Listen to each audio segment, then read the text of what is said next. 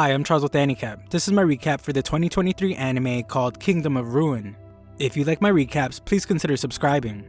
The story begins as we are told that God created humanity, and then he created witches. God, being much nicer than I would be, shared his power with the witches, and told them that in his place, they shall guide the powerless humans. The witches agreed and swore to dedicate themselves to helping humans in the name of friendship. However, in the present day, things have taken a horrific turn. A scene shows a large group of ungrateful humans preparing to execute a witch as they scream that they don't need witches and they should be eradicated. The witch hopes that they will all die, but she beats them to it. Elsewhere, our protagonist named Adonis, who is a witch's apprentice, complains about how tired his legs are and how it's way too hot, which makes sense since it's a desert. Adonis grows frustrated since the witch he travels with named Chloe isn't listening, and interrupts him to tell him to quiet down. Adonis wants her to at least use magic to check their location, since it would be a lot cooler than using an old school map. But she calls him an idiot and reminds the boy that magic isn't that cheap. The map lover threatens to leave him behind and gets even more upset when Adonis just uses a device to determine where they are. Little Miss hates technology is furious since she told him numerous times to not use that weird machine since the people looking for them will use it to find them.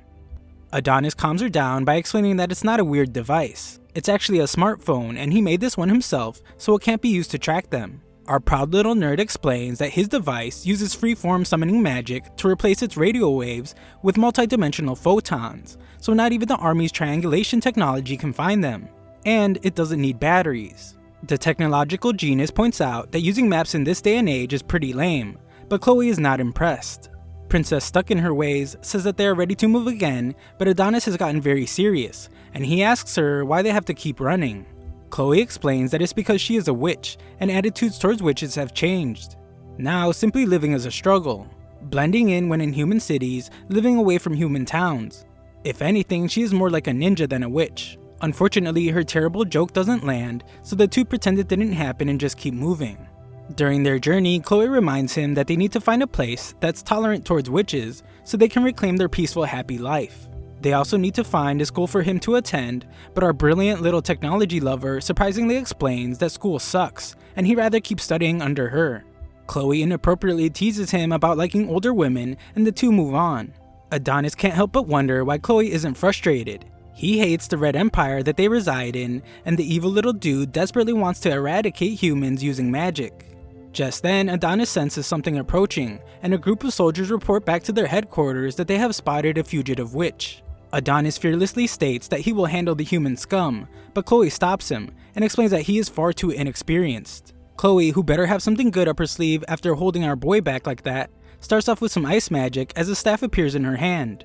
She sighs while stating that humans never learn and unleashes her spell. Elsewhere, a man just like my accountant apologizes to Emperor Goeth. The Emperor, with a mustache looking like a masterpiece of grooming, calls him an incompetent fool, but the suit explains that Chloe's a high-ranking witch who uses ice magic. He tries to explain that a single squadron isn't enough to defeat her, but someone's foot comes flying out of nowhere to silence him. My accountant is told to learn his place, but he explains that he wasn't doing anything wrong. The Emperor silences everyone and just instructs them to bring Chloe to him immediately, as he refuses to let her escape. Back to the fight, Chloe's in the coolest pose she can make, and we see that she is exhausted after defeating the hopelessly weak humans. Adonis isn't saying anything though and is furious that Chloe always holds him back. He exclaims that he can use spells and wonders why she won't let him fight. Adonis thinks he could have handled those measly wimps easily.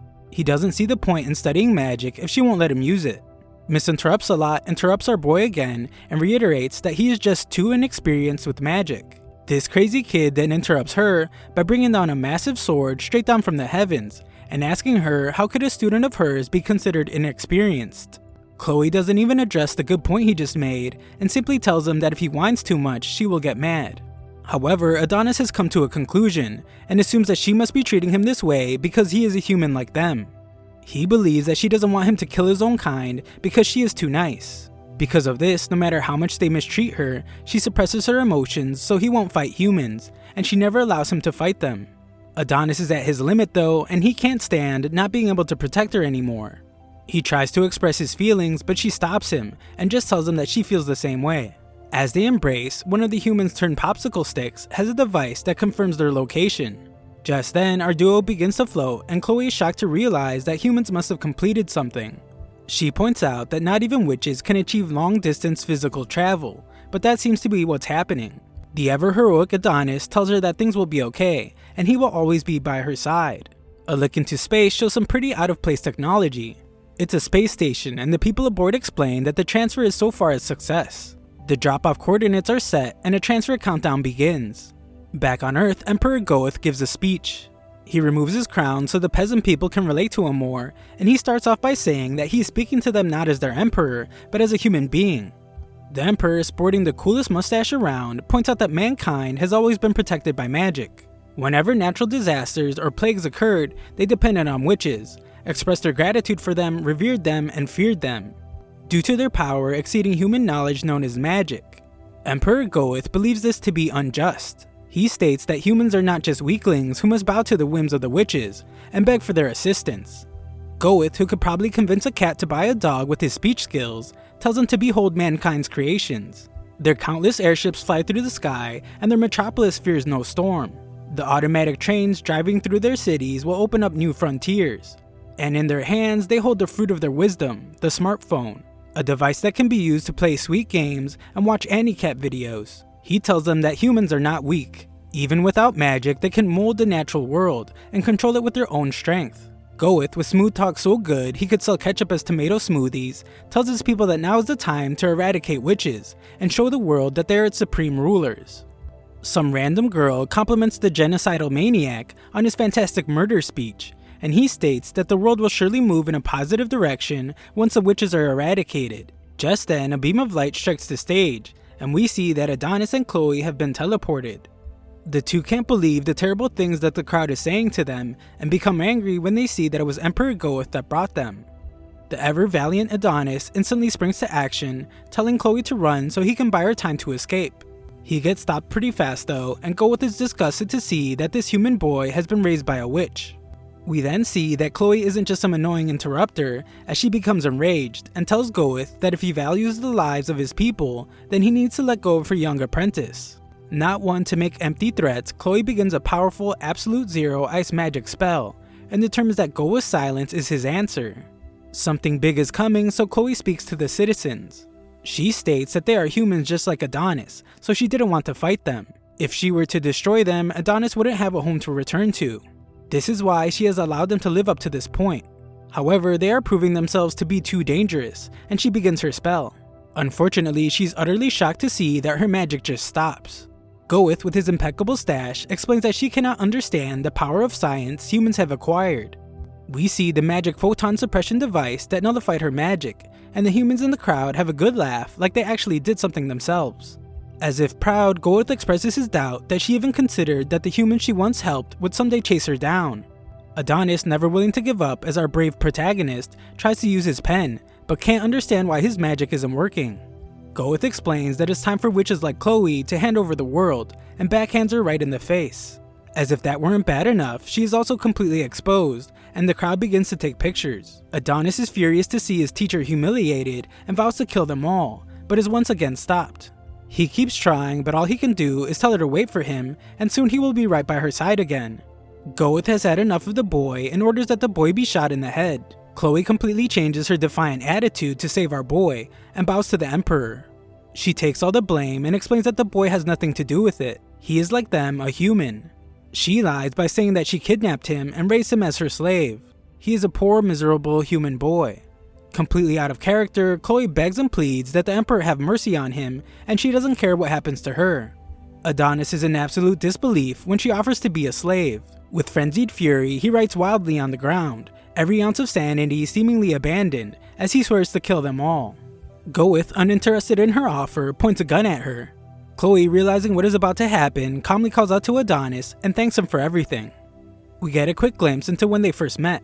Chloe took in the homeless, angry little kid and tells him now that she is glad that they met. She begins to say the words "I love you," but before she can finish, the cold-blooded Goeth ends her life. Adonis, frozen in horror, is mortified, and before her body can even hit the ground, Goeth's soldiers follow up his shot with a barrage of bullets. Adonis begs for them to stop, but they are relentless. Their life together flashes before Chloe's eyes, and she thinks about how she was truly happy. The crowd cheers with utter jubilation, and Goeth finalizes her death by having her head cut off. We then learn the rest of what God said when he shared his power with the witches. He told the witches that the humans may fear them as they are timid. He hoped that they would become friends and bring eternal peace to the world. However, should they hate one another and fight, then may the darkness of chaos envelop the world. With Chloe dead and Adonis consumed by a raging fury, the real story can now begin. We move forward 10 years. A couple of prisoners are arguing over some food, but a girl named Daroka offers them her food so they can stop. One of the rude girls takes her offer, but Daroka's friend Anna points out that Daroka gave someone else her food earlier. Daroka keeps her spirits up though, and shows how much energy she still has with a strange dance. Anna points out that no matter how much technology advances thanks to the gear expansion, people keep fighting among themselves. The wars never stopped. She remembers being told that humanity would be happy once the witches were gone, but that hasn't come true yet. Anna, always staying positive, lightens the mood with some expert level puppeteering. Through her puppeteering act, we learn that they are prisoners because they lost to the Empire. Daroka uses the puppet to assure Anna that everything will be okay. Just then, soldiers arrive to call prisoner number 218. Others gossip about how those that get called never come back, and Anna is terrified when she realizes that she is number 218. The soldiers demand that the prisoners speak up, and Daroka fearlessly steps forward. Daroka is taken away, leaving Anna in complete disbelief since that was her number. And as if that wasn't dramatic enough, we see that Daroka left her puppets behind with their number. Daroka is taken to a place where she finds that she will serve as a slave. She sees what happens to those that refuse, and the flamboyantly dressed warden explains that she needs to serve the Empire just like everyone else. He states that running the prison costs money, taxpayers' money, the blood tax of the Empire's people. He asks her who brought about the gear expansion and the explosive rise of human civilization, who used their scientific and military might to defeat the witches and seize dignity for humanity. He answers his own question by stating that it was them, the Redia Empire. He is sure that she will fetch a good price and takes a selfie with her, but instantly regrets it when she bites his finger. Daroka makes an attempt at an escape and tries to open all the cells using the warden's phone. Unfortunately, their technology has voice authentication. She tries to ask it nicely, but that doesn't work, so she does her best impression of the warden. Luckily, her feminine voice is pretty similar to the flamboyant warden and it works. She tells all the prisoners to run, and with that, chaos ensues. Amidst the chaos, Daroka heads to a very special cell made especially for a very powerful person. Daroka is taken down, but the soldiers point out that all cells are opening, and they're in very big trouble. Just then, alarms begin to sound and the chamber begins to open. The guards panic with fear, and we see that it's the overwhelmingly angry Adonis. The guards tremble in fear, and Adonis, with unparalleled anger, breaks free from his shackles.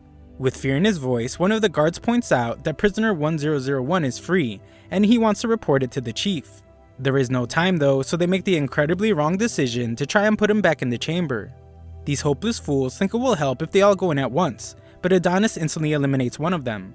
Without a single word or wasted movement, Adonis expertly finishes off the other two. Daroka, probably wishing she still had her puppets, is terrified out of her mind, and Adonis begins to approach her. She begs Adonis not to do anything, but immeasurable anger courses through him, and it's as if words can't reach him. He fires a shot at her, but we see that he's somehow able to still be merciful, as he only shattered chains. An announcement is made to all the guards in the prison, warning that all cell doors and corridor partitions have been opened. Elsewhere, Director Yamato, whose earlobes could probably be seen from space, tells a blonde guy to handle the situation at the prison, and gives him permission to arm himself with weapons greater than Class 5. This guy speaks far too casually for Vice Director Yuki's liking, and is sent on his way. Yuki promises to kill that blonde boy eventually, but Yamato warns against it, as he is a high-ranking executive just like her. Director Pancake for Earlobes is confident in the guy's abilities, but knows that the prison is quite dangerous. At the prison, the chaos continues, and it is reported to the warden that even the confiscated item storage has been opened.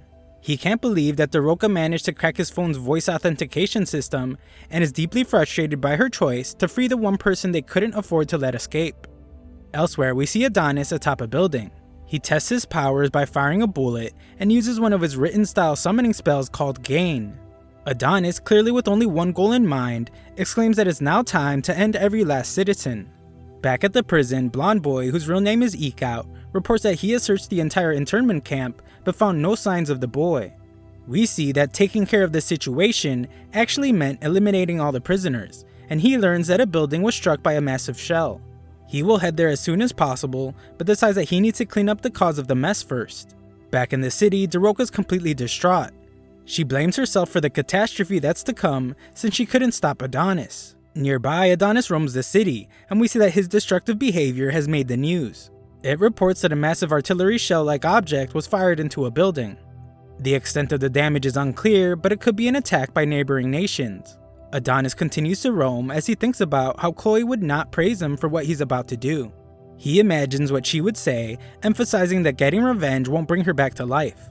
He managed to escape, so she will want him to just go enjoy his life. Adonis is able to find just a tiny bit of comfort from these words, but some belligerent jerks, who probably deserve what's coming to them, call him a creep when they see him talking to himself. Adonis acknowledges that 10 years have passed since Chloe's death, but no matter how much time passes, he will never forget what happened. The look in her eyes, her voice, the words when she told him she loved him. He states that he loved her too, just as he starts using his written style summoning magic. The earth shakes beneath the city, and this time Adonis has summoned a giant. Nearby, the police don't believe callers that are calling about a giant, but they quickly realize that something is wrong when a car comes crashing into their building. The driver is terrified of something huge, but the cops, doing what they do best, don't believe him either, and this brilliant detective, that probably deserves a raise, determines that the driver's just drugged out of his mind, and they should just arrest him. Sherlock calls the narcotics division, but quickly realizes his mistake when he actually sees the giant. The giant is doing immense damage to the city, leaving people in peril. Adonis then makes his way to the center of the city, as he exclaims that Emperor Goeth better not try to run. By the Emperor, Yamato is informed of the giant robot. It's passing through the business district and heading their way. They are unable to stop it, and all attempts to reach the Emperor have failed, but the Queen has informed them that he is not well. Director Earlobes declares a state of emergency. He requests air-ground support from all available aircrafts and orders that all armored foot soldiers be sent as well. Yamato marvels at the giant robot and is informed that the boy and his quill have gone missing from the prison, making it clear that the giant must be powered by magic. This makes things much simpler for the pair of earlobes with a body attached to them, as this means they only need to activate their magic photon suppression device. With the extermination of all witches, the device was put in underground storage, and it's uncertain if the 10-year-old device will work properly. Yamato leaves the issue of national importance in the hands of Yuki, and with that, the national state of emergency is declared. The giant continues its rampage, and we see that Adonis's rage spares no lives. Some tanks arrive hoping to end the catastrophe, but their attacks miss badly. For some unknown reason, their shells won't fly straight. Adonis calls them scum as he makes a demand for their lives, and has the giant punch a building with such sheer force that its debris destroys the tanks. Yuki can clearly tell from the massive destruction that Adonis's 10 years in confinement were spent meaningfully. It turned out to be a simulation in its mind without limits. Scientific research conducted within the mind. The ultimate environment to determine the most precise way to slaughter a nation. As Adonis continues his rampage, Yuki explains that the only way for a non-witch to use magic is through written-style summoning magic. It is the practice of understanding and systematizing the mechanisms of magic, and converting them into mathematical expressions using a special quill. However, mastering it wouldn't have been easy without such an excellent teacher. Right now, for Adonis, there's no difference between those who were present 10 years ago and those who weren't. Adonis is relentless in his attack. He states that if killing Chloe was humanity's great purpose, then everyone who lives in the country and reaps the benefits is just as guilty. Adonis then demonstrates his incredible power to summon anything at will, and summons some giant Gatling guns called the Bullet Bell. Our revenge-seeking protagonist is determined to make things right, as he wants to exchange an eye for an eye. He does just as the humans did to his teacher, and sprays bullets down on a large crowd. The young man that we saw 10 years ago has clearly been driven to the absolute edge. With tear-filled eyes and without any semblance of sanity left, he looks to the sky, finding a bone-chilling beauty in the aftermath of his rampage. However, something isn't quite right. Clearly disappointed and still distraught, Adonis wishes he could feel better about things. Nearby, we see that Ikout is watching, and he is told that the spellcaster is in the palm of the giant's hand. All forces are told that their target is long-term prisoner, the witch's apprentice, Adonis. The assault on the giant starts with a group of fighter jets. They bombard the giant with several missiles, forcing Adonis off of it. With reckless abandon, missiles continue to rain down, putting civilians at great risk. A building is about to turn a very recently orphaned child into a pancake, but Daroka appears out of nowhere to save him. She leaves the kid with a stranger and explains that she is on her way to stop Adonis. On top of a nearby building, Adonis determines that he's out of shape, and soldiers begin to descend on him. Back at the Imperial Castle, we see that while Emperor Goeth managed to maintain his impeccable mustache, he was not able to maintain his health. He is severely ill, so the Queen tells him not to worry about anything, and their empire will be just fine. She tells him to rest and assures that he did a great job as Emperor in making sure the empire would be strong. The Emperor of Simperi credits the Queen for staying by his side and giving him the strength to do what he does. However, he coughs with enough intensity that it could probably dislodge all his internal organs, and we learn that he has an incurable disease. This absolute alpha male with a mountain of testosterone tells him that he needs no doctor since he is totally fine, even though he is casually holding a palmful of his own blood. Goeth begins to wonder if his illness is a curse from God himself. It doesn't matter though, he refuses to repent. They built a hyper-scientific civilization and burned their neighbors, the witches, for the sake of progress. The world and humanity could never advance as long as witches were around. As he gives his little self-assuring speech, we see that Adonis doesn't need any words and continues reducing the population. Goeth continues to explain that humanity must carve its own path alone. The New Age has no need for magic, and if anything, magic would only get in its way. There is one thing he is certain of, and that is that he did the right thing. It begins to rain and Goeth shows that his mustache isn't the only smooth thing about him, as he tells his queen that she is a flower that blossomed on the path of carnage. Elsewhere, Yamato's shocked to hear with his ears that their elite unit has been wiped out.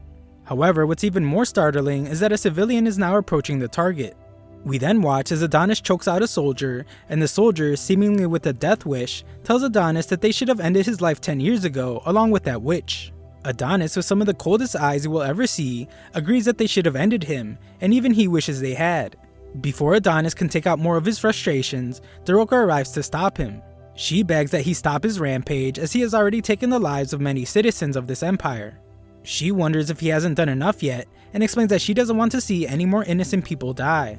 The word innocent absolutely sets him off, and he shockingly ends the soldier's life right in front of her. Daroka has made a huge mistake, as her trying to tell him that these people are innocent has made him realize something. He was confused but has now determined that whether they're radiant or not, all humans are his enemies, subjects for extermination even if they're prisoners. Daroka shows no fear though and tells him that Chloe wouldn't want this. She foolishly pushes her luck by continuing to remind him about Chloe, but this just makes Adonis even more furious, and he reminds the human scum to not casually speak Chloe's name. He assumes that Daroka's just there to distract him until the next wave of soldiers arrives. It's exactly the type of things humans would do since they always fight dirty, just like they did back then.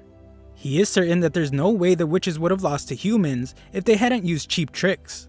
He tells Daroka to stay out of it since she knows nothing. However, Daroka knows far more than he thought. She states that his name is Adonis. It was the name the world's greatest witch gave to her beloved student. She then shocks him to his core as she states that this is common knowledge for witches like herself.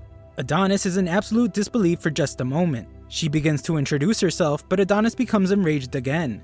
He is certain that she's just messing with his head, and he points out that all witches are dead.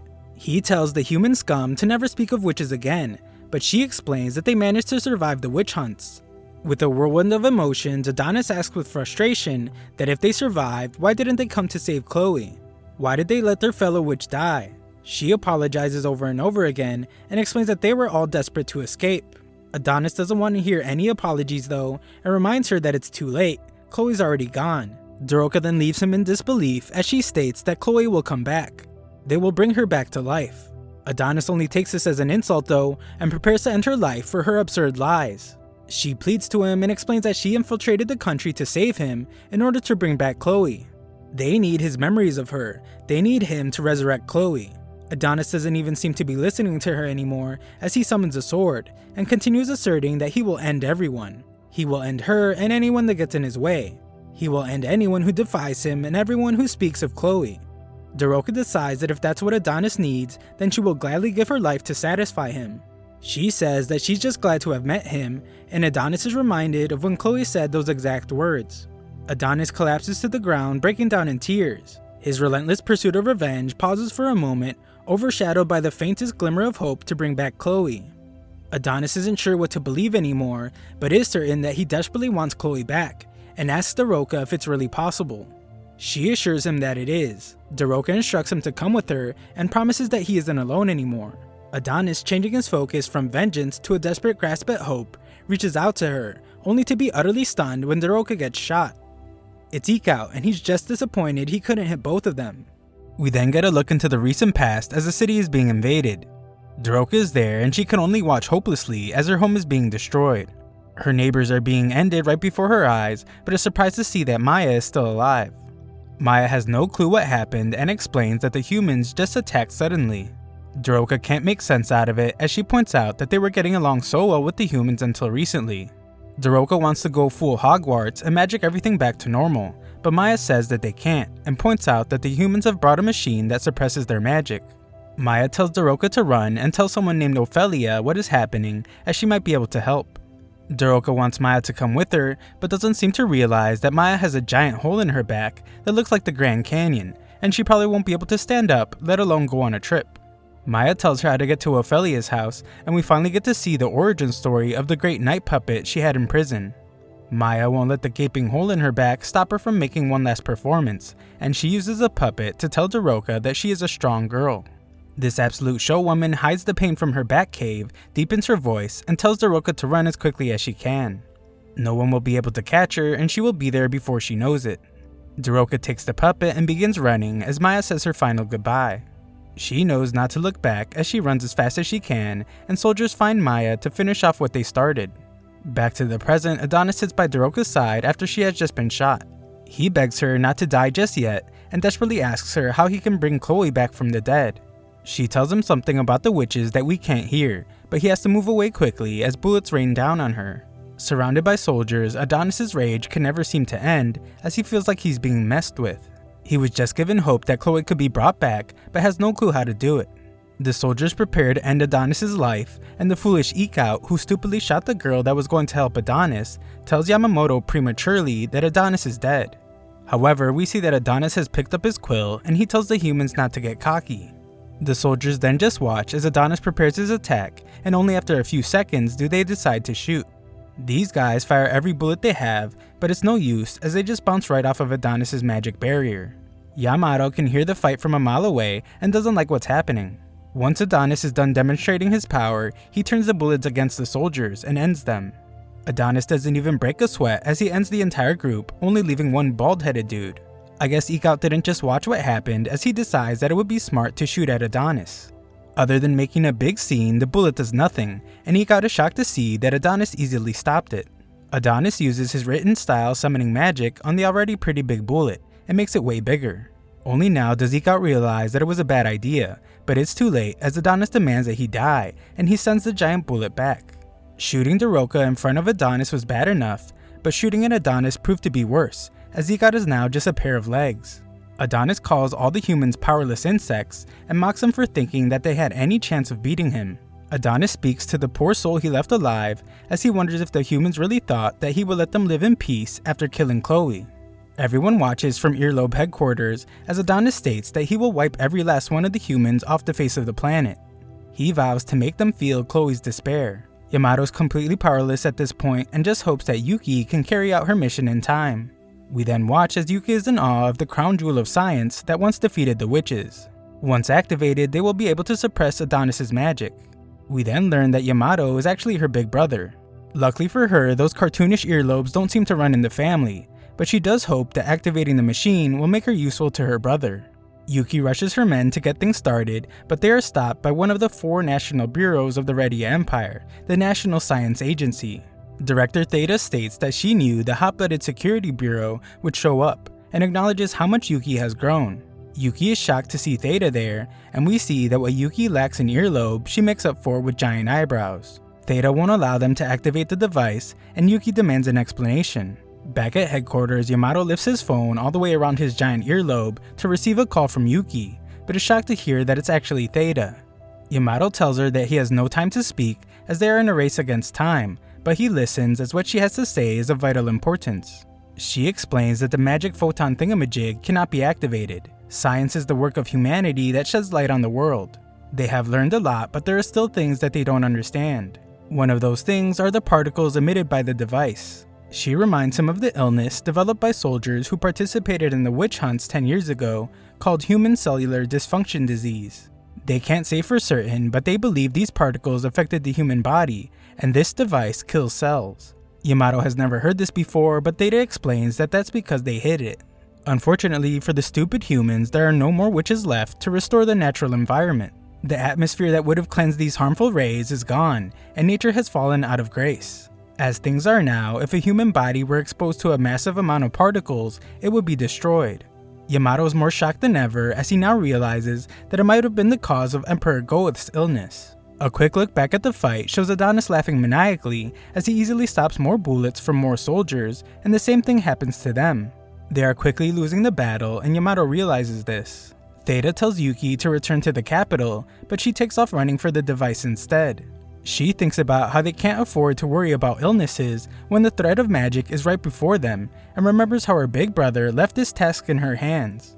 Theta tells everyone to evacuate and begs Yuki not to activate the device, as even a little exposure could have major consequences.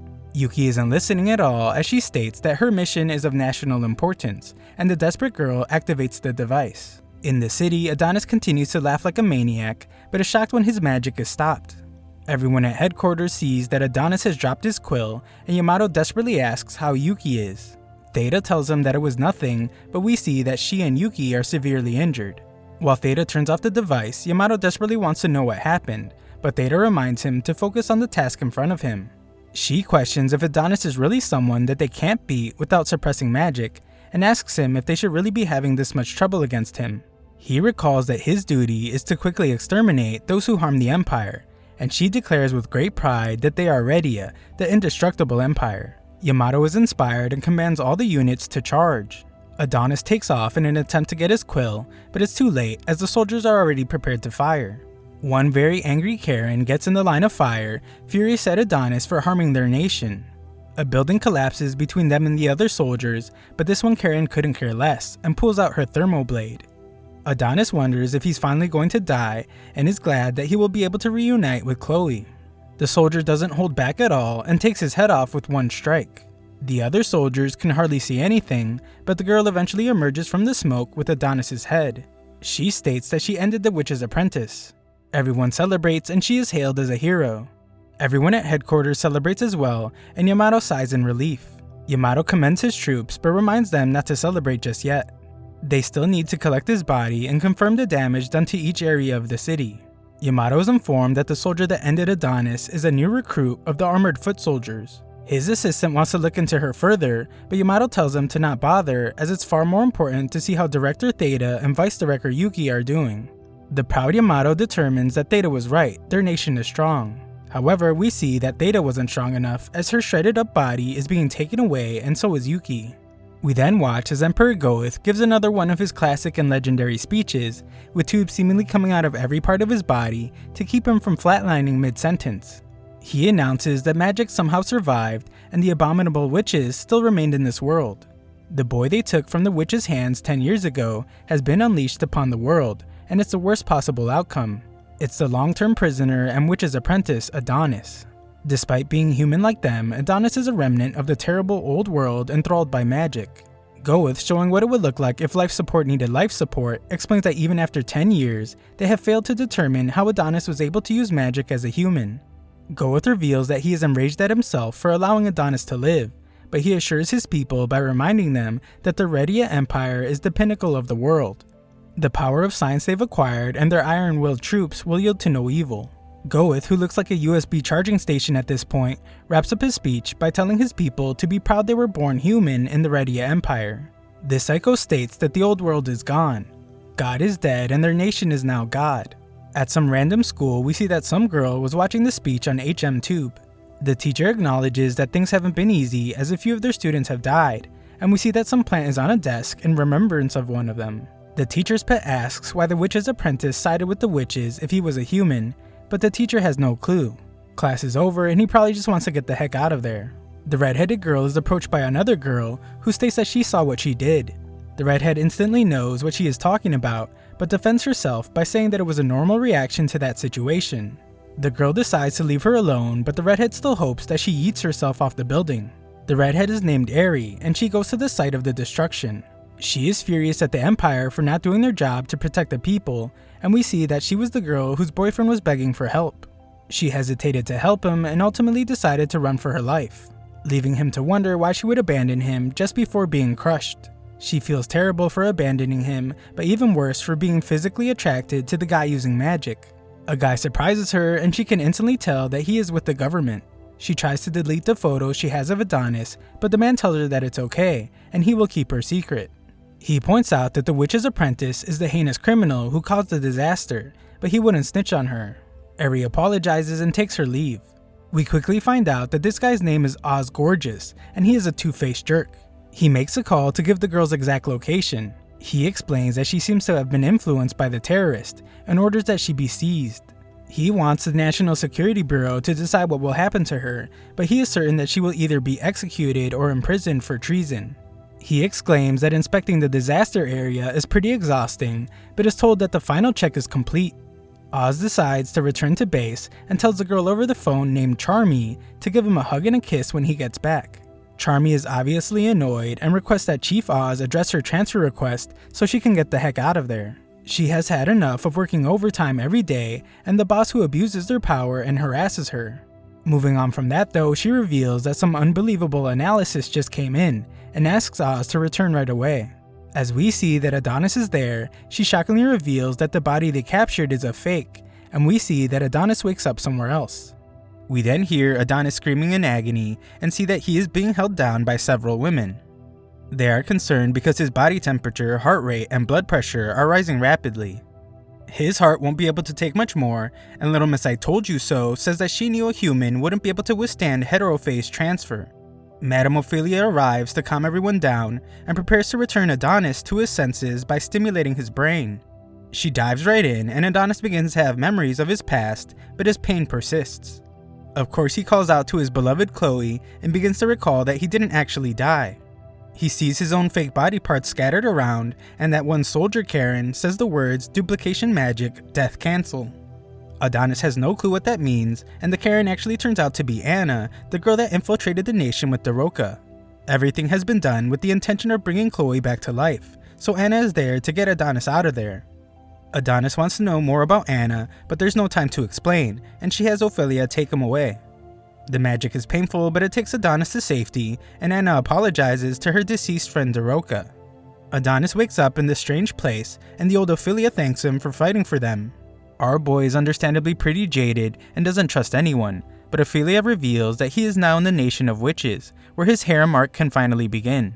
Our boy gets rolled around because his legs don't work, and takes a look at all the harem potential. Some witches clearly don't know that they shouldn't be triggering this guy, as they mention how Chloe would be happy to see him recovering so quickly. Luckily for them, Adonis doesn't lose his mind when hearing Chloe's name, as he's actually glad to hear that they knew Chloe when they were younger, and Adonis genuinely smiles for the first time in a very long while. Adonis hilariously tells the person who has been pushing him this entire time that he can actually walk just fine, but Ophelia explains that human influence can't touch this secluded land. She also says that the path he has taken to get there is far beyond what he can imagine, and his body has been through too much stress. Ophelia strangely takes a big ol' whiff of a lemon, and Adonis just wants to know what she did to him. She explains that she simply invited him, and reveals that she knew Chloe just like every witch in the nation. Ophelia says that Chloe was stronger, smarter, more cheerful, and kinder than anyone else. However, she was cast out of the witch's nation. Adonis' anger begins to creep up again as he points out that Ophelia was the one that cast her out for teaching magic to a human child. Ophelia is surprised that Chloe told him about that, but Adonis reveals that he just figured it out. Ophelia then explains how important magic is to witches, as it represents the friendship and devotion God granted to them in order to lead humankind. This lady's really playing with fire here, as she says that magic is not something a human should ever be taught. Chloe took on a human apprentice, and they didn't understand her intentions. Adonis is starting to get that angry look in his face again, and she explains that at the time, every witch begged Chloe to abandon her apprentice and return. Ophelia then has a heartfelt memory of how Chloe would always just say no politely. Adonis doesn't seem to care one bit and asks the old lady if she is done reminiscing. She is, but this lady is not to be messed with, as she shows our boy his quill. Adonis desperately tries to get it and hilariously tells the girl to get out of the way even though she wasn't in his way at all. Instant karma strikes as his body gives out on him, and Ophelia analyzes the amazing magical quill. It has a magic-imbued phoenix feather with adornments resembling waves and a red dragon's eye. She gives it back to Adonis, and it becomes clear that Chloe made it for him as he holds it close. Adonis is ready to get down to business and asks Ophelia if they can really bring Chloe back from the dead. Ophelia explains that witches don't lie, and Adonis' hope is restored. A look to the sky shockingly reveals that our boy might be an astronaut now, as he isn't even on Earth anymore. Ophelia explains that the witches' secluded land is beyond the reach of humans. They arrived there 10 years ago, and it became a place for witches to live peacefully once more. This is the new witches' nation called Luna Milia.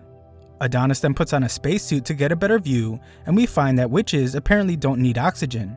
She explains that science revealed humankind's true nature, and she wonders if God made the earth round so the stupid humans wouldn't see too far into the future. Adonis refuses to abide by that, and Ophelia shows him their witch cemetery. She gives a little speech about how humans focus too much on sayings, and how the king really believed the saying, witches will corrupt humankind. Things then get really crazy when she takes him to a tree called a Mito that apparently produces the witches. This is Adonis' first time seeing one, and he explains that Chloe hated talking about her origins, probably because she was born from a tree like some kind of apple. The situation gets even worse, as any hopes of Adonis developing the largest witch harem ever known to man are instantly crushed when Ophelia explains that witches are unisex. Unlike humans, they do not have mating pairs. They are given life by the trees as fruits containing the power of God. This tree right here is the last surviving tree brought there from the planet's surface. Humans burned all the other Mito, so this is the only tree left that can give birth and regenerate witches. The word regenerate starts giving our boy ideas, and he thinks that Chloe might be in one of the tree balls. Ophelia explains that right now it's just merely a witch waiting to be born, and she needs his strength to become Chloe. This needs a lot of explanation, and this lady does not disappoint. She begins by saying that magic is the act of giving an individual's thoughts a physical form in the material world. Adonis' written style summoning magic, depending on his proficiency, can be used to give form to any and all thoughts. She uses memory as an example and says that memory is life itself. If Adonis could seal his memories of Chloe within that fruit, then perhaps they can get what they are looking for. In the end, Adonis is the key to Chloe's resurrection, so she tells him to let her know when he is ready. Adonis takes a moment to let everything sink in, and he can't believe that it is his magic that will resurrect Chloe. Just then, Anna appears from nowhere, but is furious and asks him if there's anything he has to say. Adonis thinks she's waiting for a thank you, but this just gets her more upset, and she reminds him with tears in her eyes that Daroka died for him. Adonis seems to have lost all emotion and simply tells her that it's not his problem. He reminds her that they were the ones that planned everything, so they shouldn't take their anger out on him. Anna is furious when Adonis walks away from her, and she points out how selfish humans are. She begins to wonder why they risk their lives for someone like him, but this absolutely triggers Adonis. He has an answer for her and explains that he knows the real reason they saved him.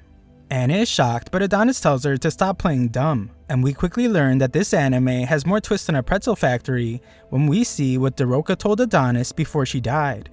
She shockingly revealed that the witches are planning to use Chloe, and told him that he and Chloe need to flee from the witches' nation. The shocking revelations don't stop there, as Adonis points out that the witches can live in extreme environments without protective gear, so they did not need to build such a huge facility. What this facility really is a cage for them to keep humans in. Sherlock Holmes over here has deduced that the witches plan to kidnap human slaves and kids using their heterophase transfer. Then they will teach them written style summoning magic and make them fight for them. Witches are on the verge of extinction, so they need an alternative source of soldiers to win. Our detective knows that only Chloe can make quills, and that is the real reason they want to resurrect her. Adonis walks away like a boss, but Anna chases after him. She wonders what he will do with this information and desperately asks him to help them. Adonis reveals that he will still resurrect Chloe, that part hasn't changed. He is a simple simp and he has always just followed Chloe's will. So if Chloe rejects them, then the witches will be his enemy too. The ceremony begins very soon after, and Adonis uses his written style summoning magic called nostalgic memories. His memories fled into the tree ball, and we get to see some of them. Times were far simpler back then. Adonis was a bratty little kid, and Chloe was his loving caretaker.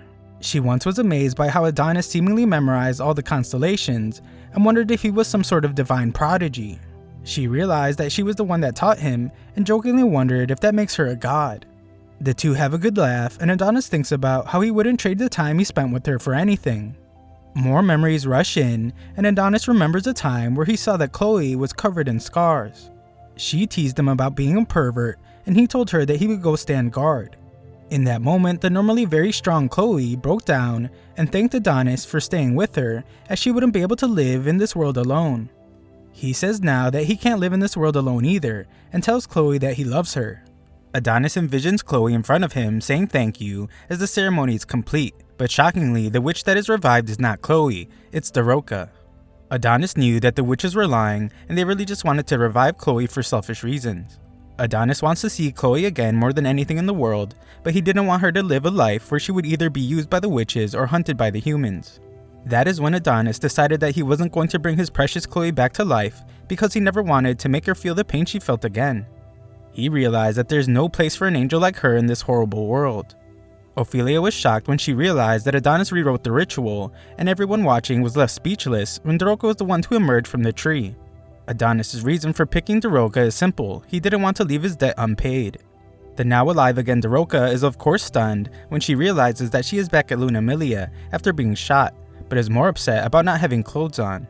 She apologizes for Adonis having to see something so filthy and unsightly and begs him to erase it from his memories. Luckily for her, Adonis has something for her to wear and simply tells her that they are even now. Ophelia is of course very upset that he didn't bring back Chloe, since they have been doing their best to supposedly help him. They risked their lives to rescue him and even healed his wounds. They guaranteed his safety so that he could bring back Chloe from the dead. The crowd of witches really start to turn on him after he ruined all their efforts. They determine that he is merely a human after all, and he must not have really loved Chloe. They all assume that he has chosen Daroka over Chloe and accuse Daroka of seducing our boy and putting ideas in his head. These witches are really starting to get on Adonis' nerves as he silences them all, and explains that his decision to not resurrect Chloe was all his own. Ophelia, the confident old lady, has a good laugh as she is not impressed with him at all. She prepares to attack Adonis as she reminds him that he is merely a human, but is then shocked when some strange particles appear. Adonis explains that he was imprisoned for a very long time by the humans, and shockingly pulls a tracking device that was implanted in his body. He proclaims that he will be the one to annihilate humanity, and he doesn't want these treacherous witches getting in his way.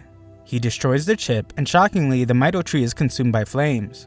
The one who did it is Yamato, who could never have guessed on his own that there was still a witch tree left. Yamato keeps his giant earlobes hidden and really shows his hate for the witches when he describes them as the last of an evil race. He compares them, along with the witch's apprentice Adonis, to rats in a cage.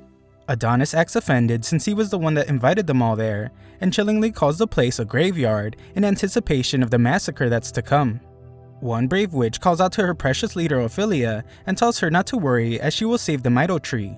She conjures up a water spell to extinguish the fire but pays the ultimate price.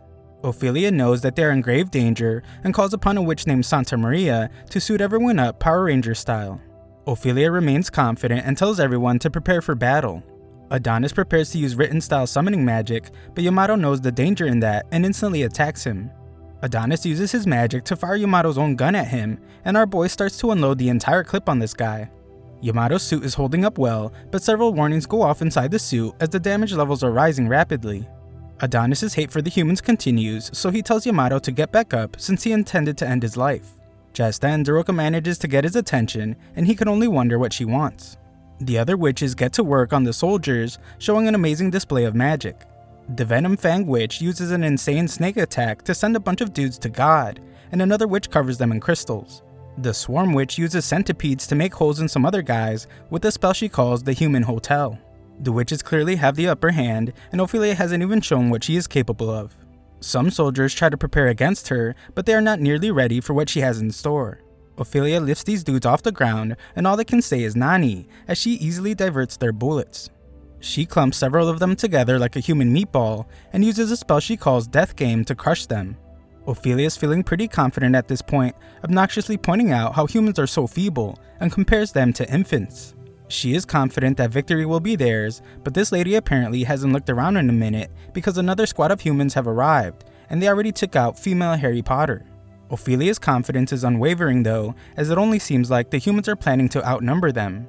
Elsewhere, the humans watch what is happening and wonder how so many witches could still be left. We see that Theta's there, but she only has months left to live due to radiation from the magic-stopping machine Doohickey. The bureau director demands an explanation from her, and she starts by showing them a transport device that humans created back in the day. From the images she shows them, it's evident that the witches captured the device and used the humans' own science to flee beyond the skies. Professor X is furious to hear that the witches then used magic camouflage to hide their entire moon base, and points out that the National Science Agency receives a massive annual budget, so things like this should never have been allowed to happen. The people think the witch extermination wars ended 10 years ago, so this failure of hers will cost more than just her life. Director Shiro is the calmest person in the room though, as he tells Professor X to shut up. He points out that the witch hunt really is over, and all they have to do is clean up the loose ends on the moon. We then see that Yamato is having a flashback to when he watched over his sister Yuki, who is in pretty bad shape. Yuki has always been by his side, and eventually became the youngest vice director in history. She is truly amazing, but unfortunately, not amazing enough to keep radiation from frying her internal organs. Everyone is pretty much blaming the very soon-to-be dead Theta for everything going wrong, including Yamato, who breaks down when he points out that Yuki is just 14 years old. Yamato turns his anger to Adonis now and vows to make him pay as he sets the suit's arm output to 500%. Yamato's ready to continue fighting, so Adonis realizes how tough this guy is. He tries to shoot him, but Yamato's speed is crazy, and his punch is incredibly powerful. Yamato can't understand why Adonis would side with the witches. Daroka rushes to Adonis' side, but he reminds the fool to always keep an eye on the opponent. He is right, because Yamato's preparing for a crazy attack, and we see that he is fueled by thoughts of enjoying a peaceful life with his sister after everything is over. Yamato's power is surging rapidly, and he unleashes an anti-witch attack called Scattering Blossoms. This insane attack slices a bunch of witches in half, but Adonis just barely manages to dodge it.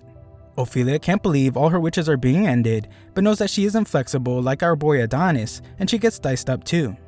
Daroka isn't spared by the attack as her body falls apart, but luckily her bestie casts duplication magic just in time to save her. Anna thanks Daroka for being her friend, but we see that she apparently can't use duplication magic on herself as her head falls apart. Meanwhile, Headquarters tries to contact the attack force since their video signal was lost. We then see the aftermath of the absolute literal bloodbath as Daroka is in tears. Daroka just wants it all to stop, but it isn't over yet as Adonis and Yamato are still standing. Yamato reports back that the witches have been neutralized and all that's left is to exterminate the witch's apprentice. Our boy has plenty of fight left in him and uses his magic to summon a suit of his own. The fight begins as Adonis uses his magic to alter his armor however he pleases. He creates a punch so powerful it snaps Yamato's arm, breaks his sword, and goes straight through his chest. Fortunately for Yamato, his suit, made from amazing human science, is able to repair his body and his sword. Adonis isn't impressed by the silly tricks, but Yamato says it's better than dumb magic. The last remaining witches have given up all hope, but Ophelia's upper body just won't shut up, and tells them that it's not over. The other witches, who actually still have all their body parts, are more realistic. They point out that their Mito tree is burned to a crisp, so all witches will now go extinct. However, one green-haired witch is ready to take over the leadership role and inspires the group with a brave speech. She has come up with a brilliant plan where they back up Adonis and defeat the humans. Unfortunately, her plan has a hole in it because more soldiers arrive and put a hole in her with a bullet. The humans' plan to outnumber them has worked as these soldiers finish off the remaining witches. Adonis' fight continues, but Yamato prepares to end it when he sets his suit to its maximum electrothermal output. Yamato moves with lightning speed to pierce our boy right through his chest. Yamato starts talking real big, but is shocked when he notices that Adonis managed to use his magic to summon a giant sword. Our boy is done messing around as the sword slams down on Yamato and he is left one-sided. Yamato's stupid suit thinks it's necessary to tell him that major damage has been done, but I'm sure Yamato notices that his arm is missing. Yamato has the suit stop the bleeding, and Adonis can't help but notice that they both have the very similar look of revenge in their eyes. The last few remaining witches beg for their lives, but the soldiers prepare to end them anyway. Yamato explains to Adonis that he's too dangerous, so he can't allow him to live. Adonis doesn't have a single bit of fear in his eyes and gives a chilling smile as he simply says no, just as Yamato goes in for the final blow. Back at headquarters, everyone frantically tries to regain the signal on the moon. They have no clue what's going on up there, but are shocked to finally receive a signal. It's Yamato, and he shocks everyone when he reveals that they have won. All the witches on the moon's surface have been eliminated. All the humans begin to celebrate, but we see that something isn't quite right as Yamato's eyes are now red. Thanks for watching my recap. Subscribe and ring the notification bell for future parts.